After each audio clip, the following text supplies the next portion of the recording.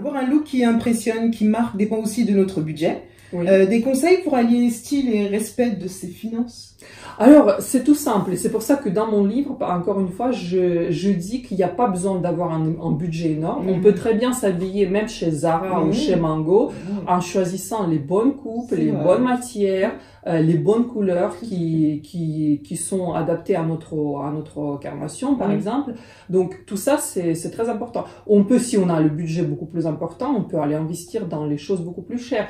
Après, c'est vrai qu'il faut faire très attention avec les accessoires, par exemple. On peut très bien se permettre des choses pas chères dans les marques assez démocratiques.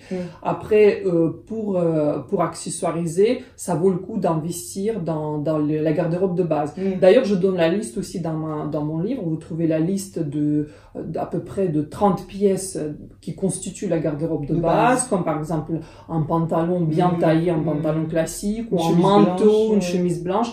Mais ça, c'est vrai ça vaut le coup d'investir un tout petit peu plus parce que ça va vous servir pendant plusieurs années. Exactement, c'est vrai. Et donc, il n'y a aucun souci, vous pouvez le porter avec tout, ça va avec tout. Il suffit après de changer des accessoires. Oui, il suffit de bien coordonner, exactement. Et pas forcément d'avoir une large garde-robe. En plus, c'est marrant parce que quand on regarde, par exemple, les garde-robes de Ikea, par exemple, quand ils montrent quand vous savez, quand ils assemblent un petit peu les dressings, on voit toujours, il y a un truc qui m'a toujours interloqué, c'est que je me dis, mais ils ont pas beaucoup de vêtements.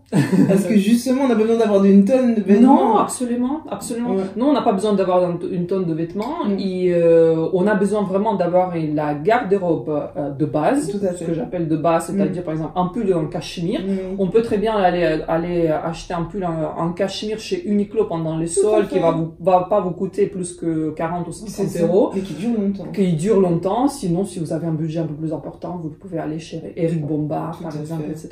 Donc voilà, il y a tout ça. Et après, vous pouvez ajouter à côté un peu tout ce qui est les tendances. Rien ne vous empêche de regarder les podiums et vous inspirer des dernières tendances et puis ajouter des petites choses, pas trop chères, mais voilà, qui va durer juste une saison. Mais comme ça, vous serez toujours à la mode, un peu dans les tendances. Et le revendre. En plus, il y a plein d'applications maintenant qui permettent de revendre ou puis voilà, offrir, échanger entre les copines. Il y a plein d'astuces. Il faut avoir du discernement, on va dire. Faut être intelligent. Tout à fait.